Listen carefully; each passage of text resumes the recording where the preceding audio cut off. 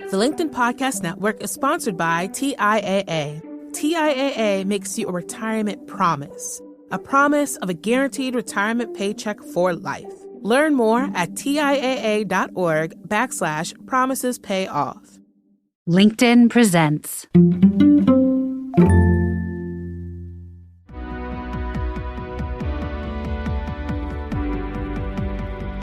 I'm Maura Aarons-Mele, and this is The Anxious Achiever. We look at stories from business leaders who've dealt with anxiety, depression, or other mental health challenges, how they fell down, how they pick themselves up, and how they hope work will change in the future.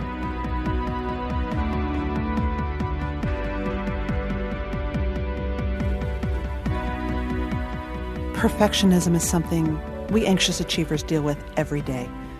Last week, we heard from Emmy Needfeld about how her upbringing and difficult childhood and adolescence pushed her to physically and mentally unhealthy behavior. Today, we'll continue the conversation on the need to be always perfect and what it means. Later in the show, we'll hear from Eleanor Beaton, an author and leadership expert, about her own story of perfectionism, deeply rooted in her childhood. But first, an expert in perfectionism to tell us a little bit more about where it comes from and why it affects us. Thomas Greenspan is a licensed psychologist and a marriage and family therapist. He's written the books What to Do When Good Enough Isn't Good Enough and The Real Deal in Perfectionism, a guide for kids. Here's our conversation.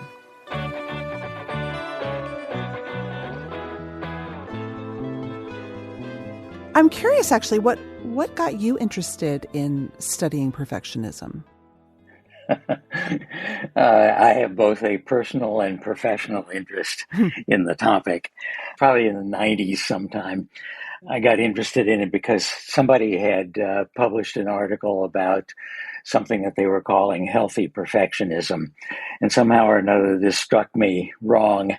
Actually, I'd been writing about perfectionism for quite a while before that, just brief notes in a newsletter. Mm-hmm. But this article struck me, so I decided I wanted to write about it. I talked to the editor of a journal, and she suggested I put my ideas together and write something up. And as I was doing that, it started to occur to me that these are some of the things that I'm dealing with here. Some of these ideas, these sound strangely familiar. As I got to thinking about it, some of the things were applying to me in my own personal life. I started talking about that in my own therapy, and, it sort of ballooned from there. So your own perfectionism showed up for you in that you expected the writing product to be perfect.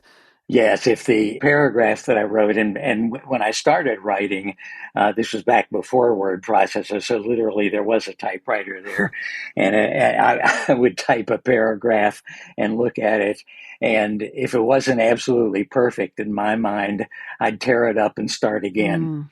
And, writing became such a hassle and such a burden under those circumstances because I was so self-critical and so on that I quit doing it for a long time. And at that time, I didn't understand what it was that was going on. Yeah. I just figured, okay, well, I'm not a very good writer or whatever it is, but it didn't occur to me I was so self-critical that I was making myself into a terrible writer. God.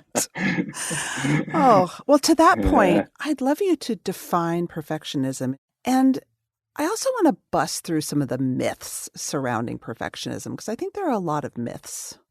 This is interesting because as I got to thinking about this more deeply, and as I've written professionally about the topic, it's occurred to me that typically when we talk about perfectionism, we really are talking about the symptoms of it. So, you can define perfectionism. I mean, there are stereotypical perfectionists, the person who is hyper anxious and who is a high achiever and over involved and over committed and burning the candle at both ends and so on and so forth. And there are other kinds of symptoms of perfectionism as well that are almost on the flip side of that coin, because there's some perfectionists who are procrastinators. Not all procrastinators are perfectionistic, but some perfectionists will put off doing things basically because they're afraid of being judged. So there are a lot of ways of defining. When I talk with people, I talk about perfectionistic behaviors. Those are some of the symptoms that I just mentioned. There are perfectionistic thoughts and perfectionistic feelings. A lot of times, perfectionists are people who are very angry with themselves or feel ashamed or whatever.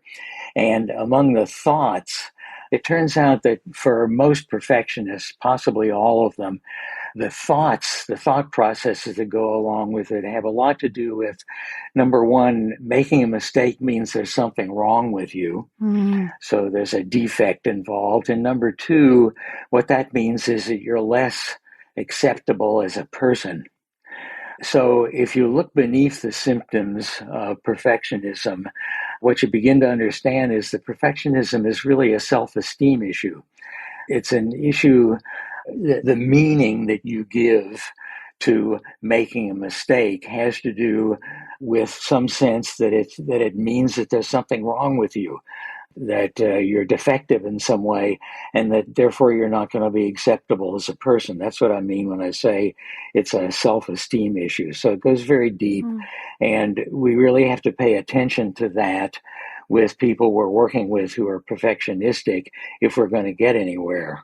So I think that we do have myths around perfectionism, in that perfectionists are always the best, right? They're the people who are the great artists Yeah. and the great, you always read about film directors, right, who don't stop until every frame is perfect. And we sort of Right. idolize and almost reward the concept of perfectionism. But in truth, you're saying that's not all perfectionists.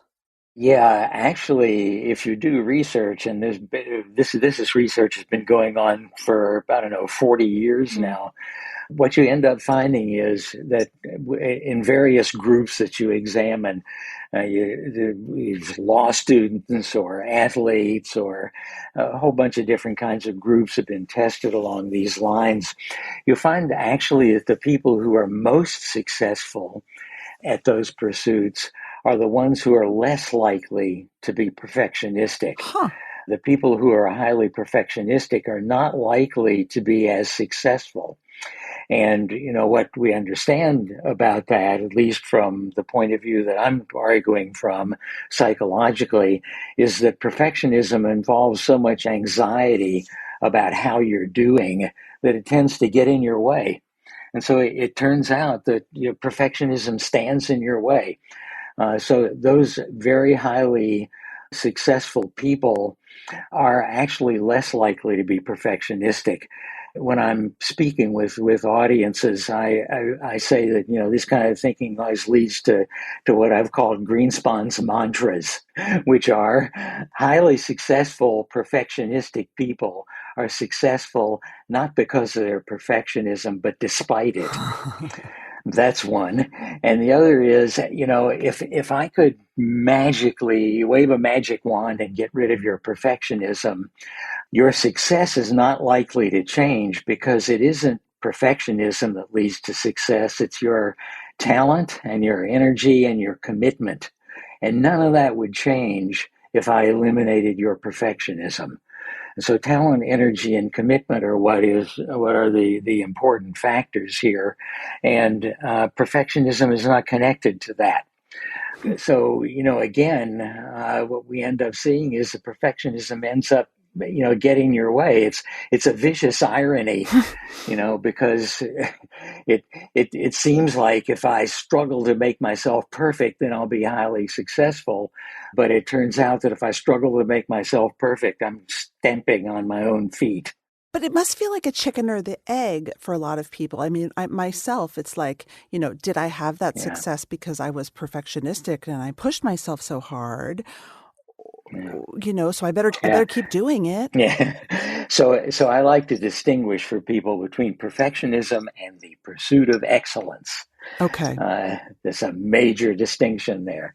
If you're a person who, again, burns the candle at both ends, you put all of your energy and your effort into something, you're very conscientious, you even wear yourself out and all of that, that's great. You're pursuing excellence under those circumstances, but we can't say that you're perfectionistic unless there's some other things that are also true about you. And I always explain that perfectionism is like the wing of an airplane. There's a leading edge and a trailing edge. The forward edge of perfectionism is all of that energy and commitment and all of that talent and all of that conscientiousness, the willing to put in the effort, all of that. That's the leading edge of perfectionism. But you aren't perfectionistic unless the trailing edge is also there, which is the fear of making a mistake.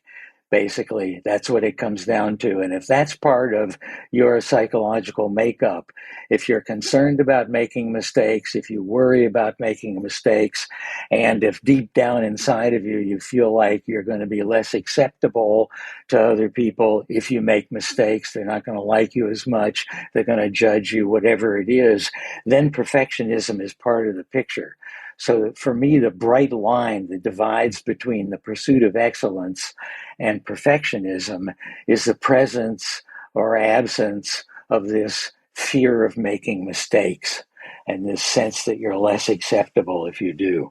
And a fear of I guess, also feeling shame. Exactly. And, that's why that's involved with this issue about self-esteem. If you feel like there's something wrong with you for making a mistake, there is shame involved in that. And that's exactly right. And, we do all kinds of things in reaction to shame. We try to bury it. We get very angry at other people. You have these, is another stereotype about perfectionistic people, is that they drive other people very hard. If you're part of a project that I'm involved in and I have to be perfect, then of course you have to be perfect also. Or else I feel like it's a reflection on me and my shame kicks in and I get mad at you for not being perfect. I have to tell you an anecdote, which is that I noticed my perfectionism showing up for me this weekend, right as I was thinking about talking to you, which is that, when I get really stressed, I get controlled over my eating and my exercise. It's like a very old bad habit. Mm-hmm. I had told myself that I was only going to eat in a certain amount this weekend. That's just what I do to try to feel control. And instead, I ended up eating a whole box of cookies because once I had one, I thought, oh God, well, now I've blown it. I'm not on my plan. I might as well eat all of them. And then, of course, I felt horrible, shameful, like I was a bad person. And I thought, that's my perfectionism showing up. The irony is I ate a whole box of cookies I didn't not eat. Yeah. And, for some people, I don't know if this is true for you. I don't know you that well, but for some people, maybe this is true for you. I know it is for me.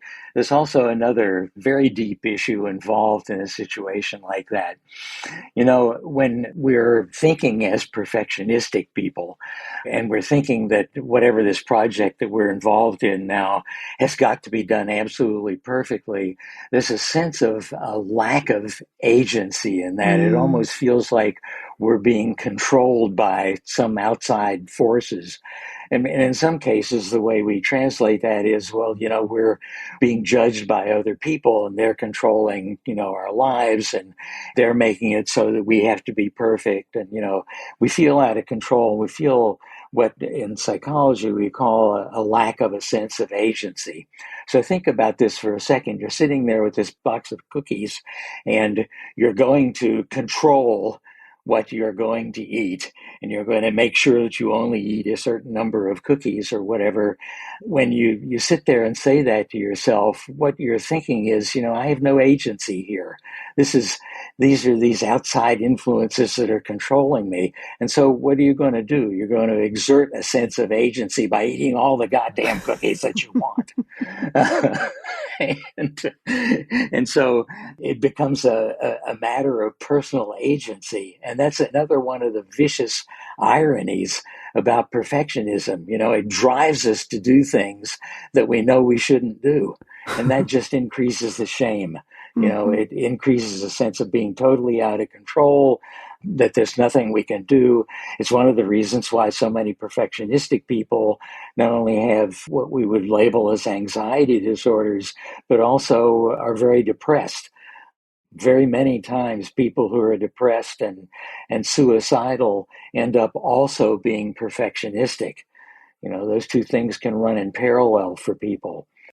The LinkedIn Podcast Network is sponsored by TIAA. In the last 100 years, we've seen financial markets swing, new currencies come and go, decades of savings lost in days, all showing that a retirement plan without a guarantee, quite simply, isn't enough. So more than a retirement plan, TIAA makes you a retirement promise. A promise of a guaranteed retirement paycheck for life. A promise that pays off. Learn more at TIAA.org/promisespayoff. Tom, do you find that a lot of adults don't even realize that they struggle with perfectionism? Yes, I do. First of all, and secondly, this is a whole bigger issue. We live in a culture that sort of breeds perfectionism. And so to some extent, for some adults, being a perfectionist leads to what people have called humble bragging. I'm such a perfectionist. When a person says that, it's like they're being proud of something that they know drives them nuts. And the reason for that is that we tend to lionize people who are highly successful in our culture. And we also, since we live in a very hyper competitive and individualistic culture, we tend to think of great success as a mark of sort of personal accomplishments, something that somebody does entirely on their own. It's a sign of their great intellect or their great capacities or whatever it is. And we tend to ignore the fact that nobody is successful entirely on their own. There are always contributions from other people in one way or another that lead to our success. And so when we're very successful, it feels good to us in our culture to think that we've done this all on our own, and that's great. And of course, the flip side of that coin is when we don't do so well, or if we fail at something or don't do a good job of it or whatever, we feel like that's entirely a personal flaw of our own also, and the shame tends to come up again. So we have this attitude about perfectionism that it's something that it's bad and it's a sign of a disorder of some sort. But on the other hand, you ought to be perfectionistic, otherwise you won't be successful. So we're really of two minds about this. I mean, does perfectionism usually have its roots in one's childhood, or can it happen as an adult? So to understand the psychology of perfectionism, there's a couple of things that's important to know about human psychology in general. Mm-hmm. And when you ask about whether it starts in childhood, the answer to that is yes. We don't know how young, because the younger a child is, the harder it is to measure something like, something as complex as perfectionistic behaviors or thoughts and so forth. But the idea that a mistake means something is wrong with you is an idea that comes from childhood experience. And it can arise in a whole number of different ways. When we're young, from birth, if not before, we're always interacting with other people in our environment. First with people who are extremely important to us, our parents and other adult caregivers, and then that circle expands. And from those people, from our interactions with them, from how they seem to be with us, from the way we learn to be in the world with them, we develop what in psychology we refer to as a set of emotional convictions or organizing principles. And these really end up constituting our sense of reality about the world. And, one example of that is the emotional conviction that if I make a mistake, it means there's something wrong with me. Of course, that can arise in any number of ways. And some kids grow up in families that are very criticizing and very demanding. And it seems to the child that if they make a mistake, their parents are disgusted with them or angry with them or look down on them or don't accept them as much or judge them or whatever it is. And so clearly there's something wrong with making a mistake. That's the conclusion that we come to. That's the emotional conviction that we develop. And that becomes our sense of reality. we don't even think about that anymore because, of course, if you make a mistake, it means that there's something wrong with you. And then to go along with that, it means that, people are upset with us, or they don't like us as much, or we're not as acceptable, and so forth. And so we tend to develop those emotional convictions. We all do as we grow and develop. If, on the other hand, the environment that we grow up in is very accepting, and if the people who are adult caregivers, are essential others in life, are thrilled to see us and happy that we're part of their lives, and separate what they think about us from how we accomplish things, so they like us for who we are as opposed to for what we can do, then we feel good about ourselves as people, despite the fact that we make mistakes sometimes, that's okay. We make a mistake, we learn from that, we grow and we develop, and everything is fine. Everybody makes mistakes. Those are all the emotional convictions that we develop in an environment where it seems like we're acceptable to other people and they like us, not for what we can do, but for who we are. Human beings, in an evolutionary sense, are meant to connect with one another. So connections are vitally important to us. Like I say, and when I'm speaking with audiences, we were never big enough or strong enough or fast enough to survive in the world unless we banded together with each other. And we do that through empathic connections with one another. We have a sense of belonging to one another and a sense of understanding of each other. And so that sense of connection with other people is crucial to us. And if it feels to us like people don't like us, or they're judging us, or the connection that we feel to other people is endangered in some way, then we work very hard to overcome that, to make that better. And if you're already perfectionistic in some ways, then you'll just struggle harder to be a perfectionist. So, these things do originate very early in life, right from the beginning of life, because it's right in the beginning that we begin to relate to others, and who they are has a large bearing on who we are. And I think it should be said also, as I alluded to before, I mean, we live in a larger culture that also is perfectionistic to a degree, highly individualistic, highly competitive. And so it becomes clear to us, another part of our emotional convictions or our sense of reality about the world is that you should try to make yourself perfect, because that way, you'll be appreciated and praised by other people.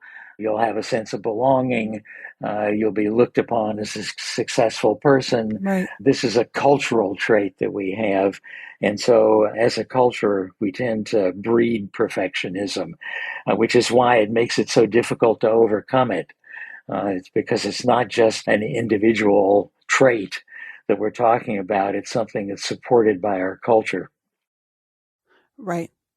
This is a question I get when I talk to audiences, because I speak with a lot of perfectionists, and they feel very anxious that they're making their kids perfectionistic. Mm-hmm. They know better, thanks to the good parts of our culture, which are very much supporting in school, having a learning stance and making mistakes make your brain grow, and all the social emotional learning. They know now that we're supposed to encourage our kids to make mistakes, but their kids are still perfectionistic. My kids are still perfectionistic. Is it something that we need to look hard at ourselves first? And what's the first step we as adults need to take? Yes. So it isn't so much telling your kids that it's okay to make a mistake. If we do this in therapy, you have people go out and make a mistake, do it on purpose, come back and tell us how that feels and so forth. The first thing you're going to do is to walk out the door and try to do this assignment perfectly. So, so we end up generating the kind of thing we're trying to overcome. What I say to parents and to teachers is, mistakes are fine, but make sure that your kids understand that you love them even if they do make mistakes. Remember to tell your kids always what you like and appreciate about them, separate from what they can accomplish. It's okay to jump up and down and yell and scream when they come home with an A+ and say that's great. But it's also very important to say to your kids, if you came home with a lower grade than that, I would want to talk with you about that, but I would certainly still love you as much. It wouldn't mean something is wrong with you. It would give us an opportunity to learn something new. So I am always encouraging people to tell kids they will love them no matter what. And, so that helps them to feel more acceptable and more understood and acceptable despite the fact that they've made mistakes. That's what I think parents can do for their kids. And also, by the way, if it feels to you like you have been perfectionistic in your life, and if you look at your child and you see them doing some things that you used to do, you're an expert on this, as it turns out. Sit down and talk with your kids and say to them, I watch you struggling with this thing, and I wonder what you're saying to yourself and how you're feeling about yourself. And I'm seeing myself as I was as a young person. I used to get mad at myself for making mistakes. Is that what you're doing? Is that what's going on for you? Because if it is, let's you and I talk about this and talk about something we can do together to get beyond that. So, have a conversation with them. My 4 factors of an approach to overcoming perfectionism have to do with empathic understanding of what's going on for perfectionistic people. That when you see a person who's perfectionistic, it doesn't mean that they're acting crazy or whatever. It means that they are not feeling as acceptable as they might otherwise. And it's important to understand that from their point of view, to understand what it means. It's important for us to understand what we might be contributing to their perfectionism. Does it seem to you like I only like you when you do well? It's important to encourage our kids, to tell them what we like and appreciate about them, regardless of how they've done. And it's important to have a dialogue with them, have a conversation, and make that an ongoing conversation about everything that you've seen and everything that they're feeling, and revisit it from time to time and ask how that's going. I think all those things are involved. Right. Thank you so much. You're so welcome. Thank you for having me.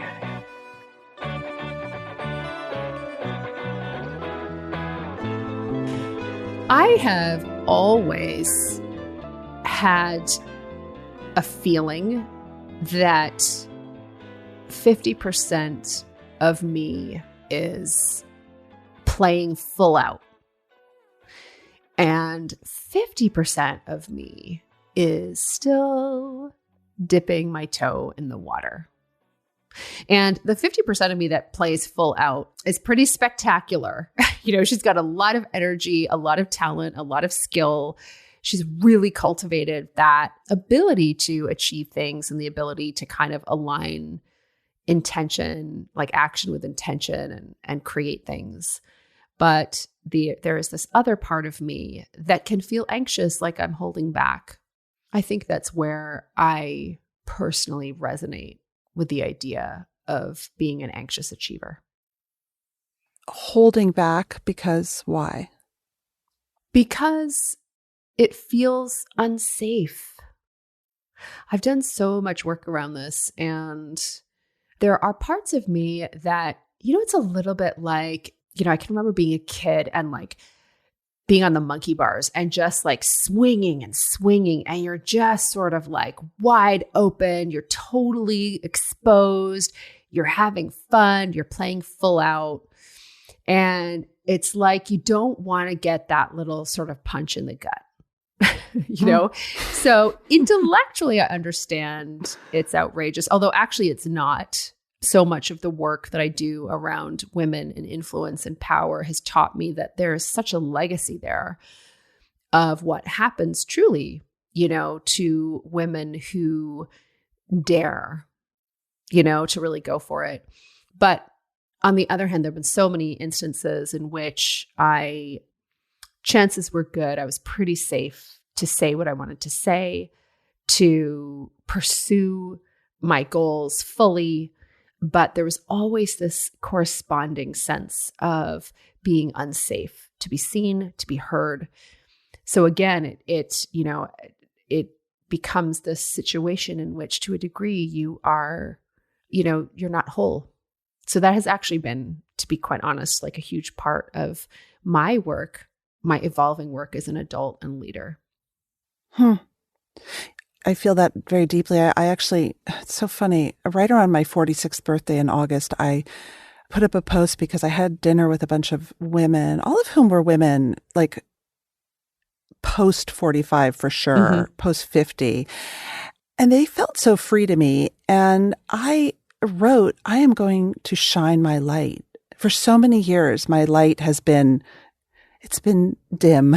It's been bright at times, but it has always then retreated to the shadows, and I'm going to shine my light. I'm sick of it. I'm sick of not being free. And the only person keeping me locked up is me. And so many of us, men and women, we hold that legacy. So we'll dive into that. But first, tell us, like, who are you? What do you do in your career now? I am a writer. I am an entrepreneur, a mom, a wife, soccer player. So I have a company called SafiMedia. And SafiMedia is an education and coaching company. We're on a mission to advance a model of economic growth that nourishes the planet, one woman-owned business at a time. And this business was actually born out of a sense of indignation.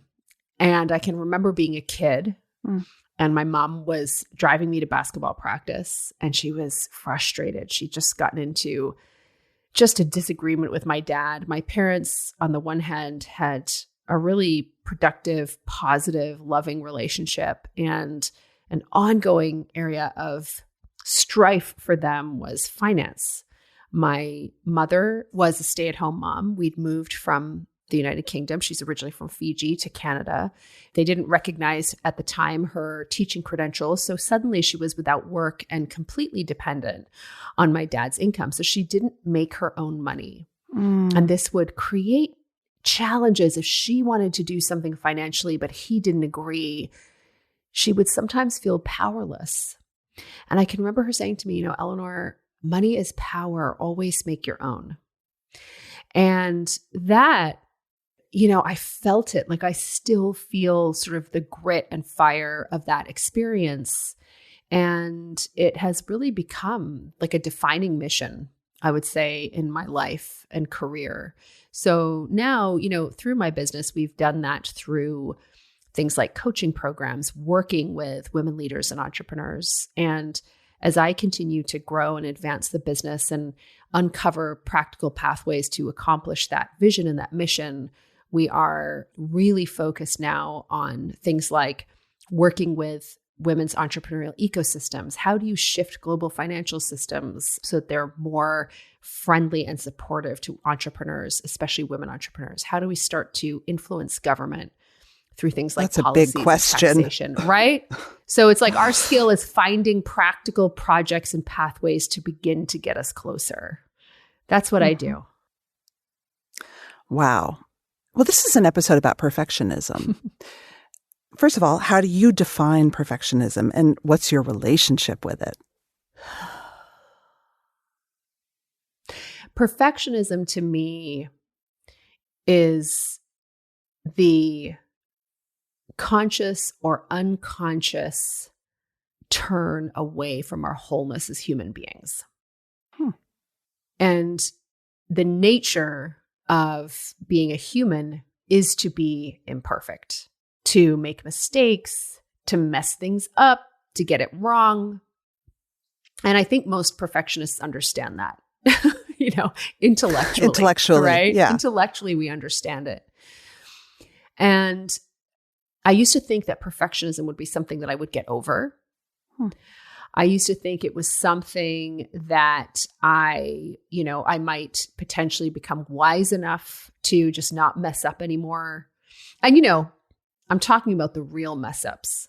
Like people will have things like, I think I spoke a little too strongly there, or like there's like the low key, low stakes But I'm talking about the high stakes, real mess ups that actually, they don't happen a lot, but when they happen, you're like, oh my gosh, like, was it another person inhabiting my body, like at that time?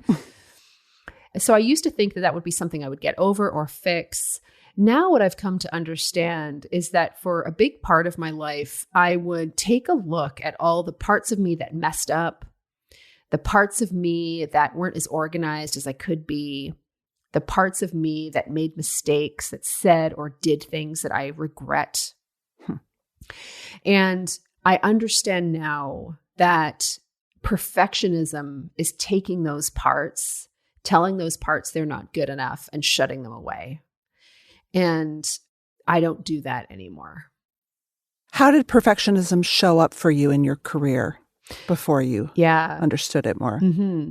It would generally show up in a couple of ways. So number one, it would be if I thought something would make me look undignified to other people. If it made me look undignified or unintelligent, then I just wasn't going to do it. And so I shut myself off from taking risks sometimes, to doing things for the fun of it, to have fun and loosen up a little bit. That's how I really, saw it. And I think the challenge is that it delayed learning, because it would really, I would sort of take months to debate doing things. I would have great ideas that I would sit on for a year or more, not because I didn't have the capacity to do it. I would tell myself I didn't have the capacity, but because I was being an anxious achiever, I was being a perfectionist, and I was, I didn't want to play full out in case I messed up or something bad happened and I couldn't control the outcomes. Here's an example. I shared earlier about some of the big projects that we're tackling and taking on in my business. And this has been a direction that we started moving in about 2 years ago, sort of one project at a time. And the other part of it is that they're all based around storytelling, narrative research. So using our skills as storytellers and interviewers, as researchers, to uncover insight, tell stories, that uncover practical pathways to create meaningful change. So I started working on that like one project at a time, starting about 2 years ago, more and more. It's like a big focus for us. The irony is that 5 years ago, I started realizing that there was a huge opportunity for me to advance my mission by partnering with some of the kind of high octane, high like influential partners and connections that I had, who had an alignment with me around advancing women entrepreneurs. I was like, if I could just partner with them and pitch them some really creative ideas that tapped into funding that they had access to, we could really do some cool projects here.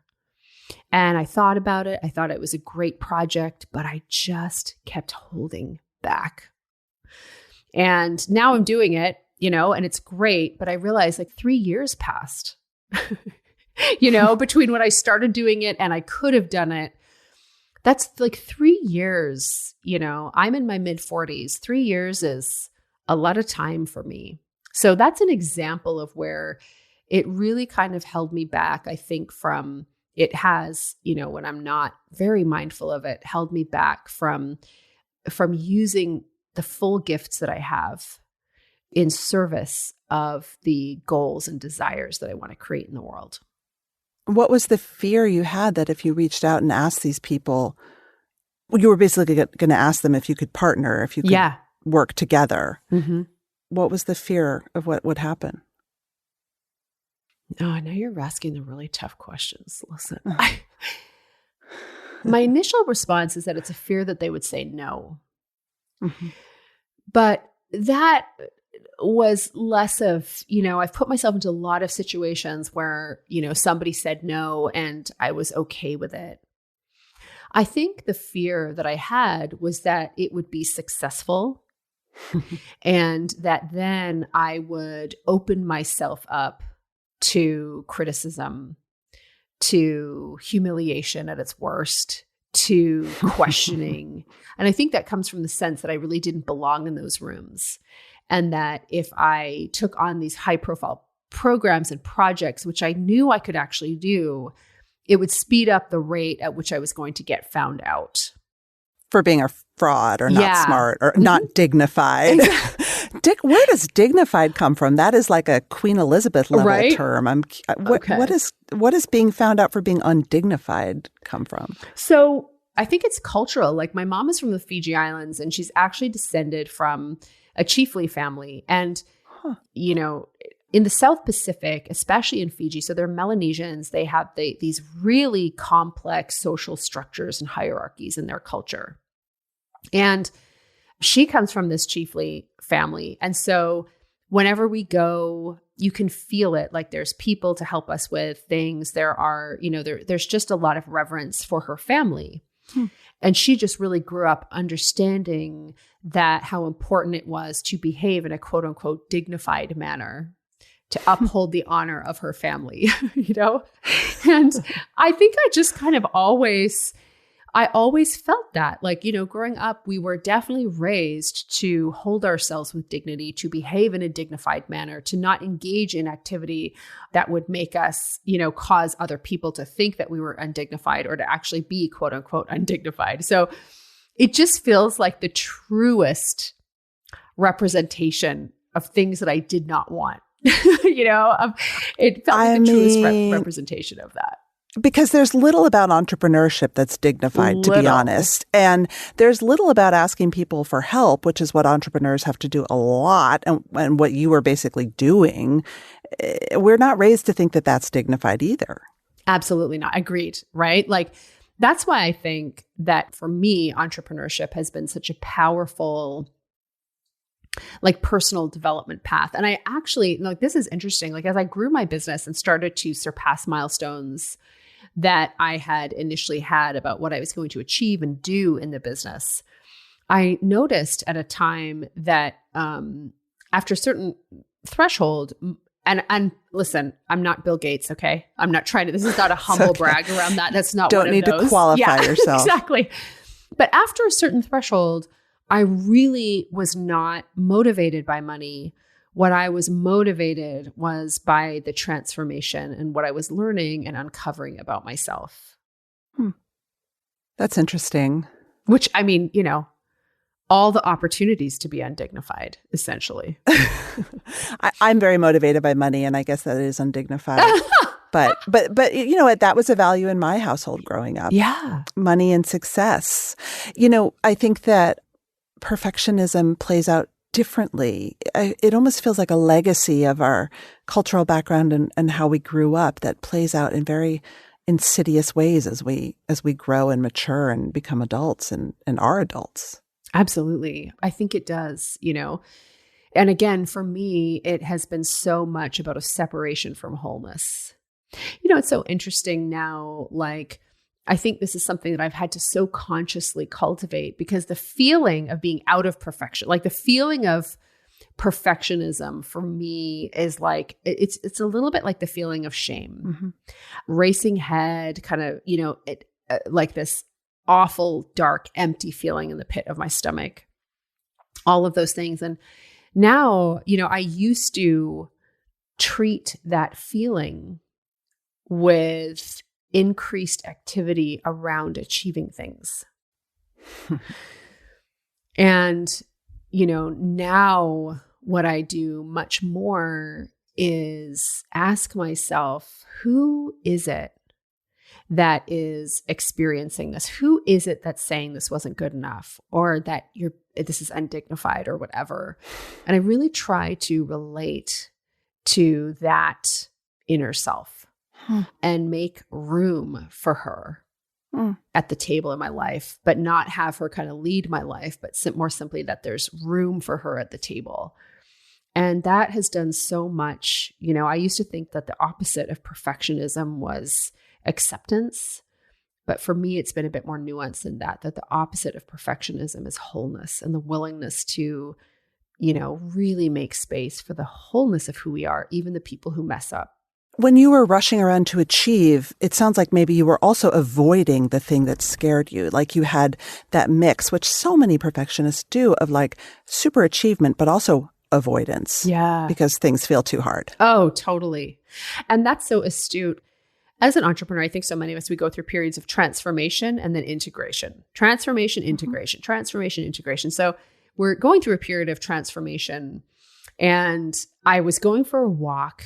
And because of transformation, you sort of speed up the rate at which things are happening, which for me has become the sort of call to develop the skills to be able to step into that sped up flow and slow it down. You know? And so that, that is how I look at leadership. But in that moment, I was like going for a walk and I was booting it. And that's like sign number one. Like I'm literally running away from something. So I'm totally booting it. And I start to feel almost like heart palpitations. And in that moment, literally what I thought, and this is so hilarious, in my mind, I'm like, I just want someone to take this pain away. Like, is it a director of operations? Is it you know what I mean? Like just somebody help me avoid having to do the things I need to do right now. And I didn't put two and two together until you just talked about, the desire of us perfectionists, recovering perfectionists to avoid. Yeah, I mean, perfectionist shows up as avoidance. People don't think it does because they think that perfectionism, and we glorify perfectionism. We think that the greatest artists and designers and, they're just the people who keep tweaking till it's perfect. But actually, a lot of perfectionists just don't because it's too hard to risk failure. So you just don't.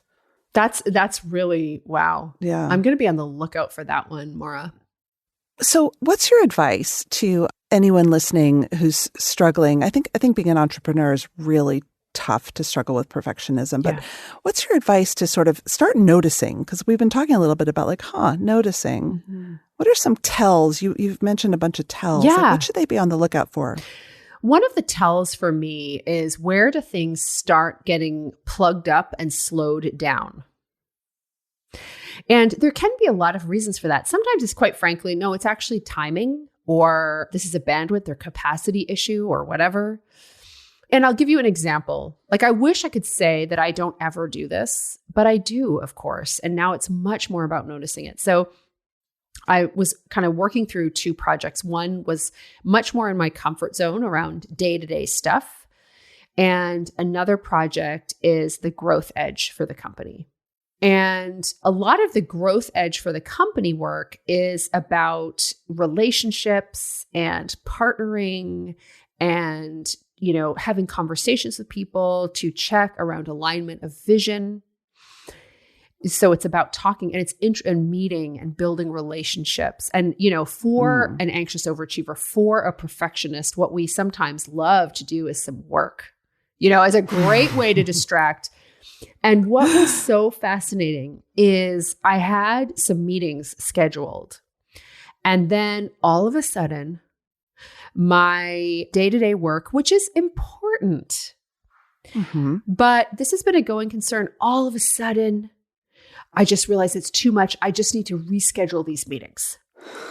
I just have to reschedule them. That's just how it is. I have to, And so I rescheduled the meetings and I got back to doing the work that was in my comfort zone. And then I realized, look at you, my friend.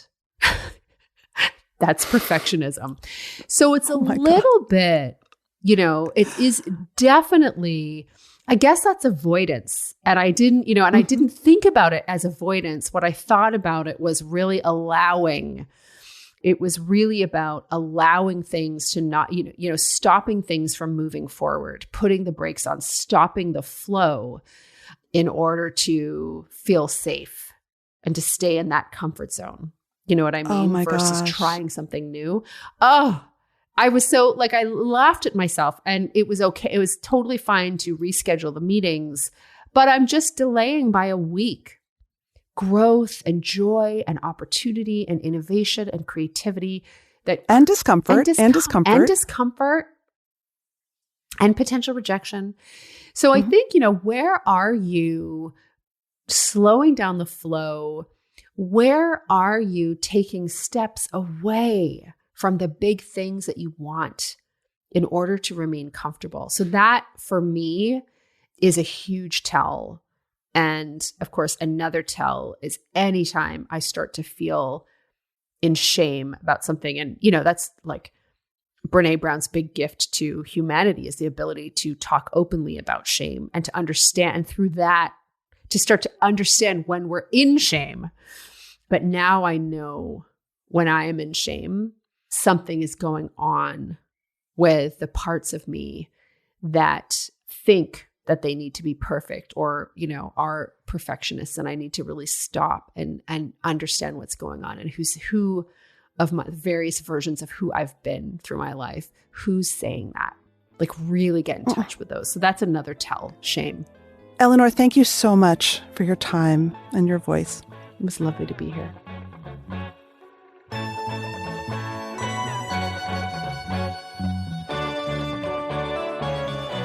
That's it for today's show. Our show is produced and edited by Mary Dew. Our assistant producer and sound engineer is Nick Krinko. Many thanks to the LinkedIn Presents family, to all of our guests for sharing their stories, and to our advertisers who bring you the show. If you love The Anxious Achiever, tell your friends. Subscribe, leave a review, follow us. You can also tweet me at MauraAM or find me on LinkedIn, where you can follow me, message me, or subscribe to my newsletter for more from the Anxious Achiever world. Thanks for listening.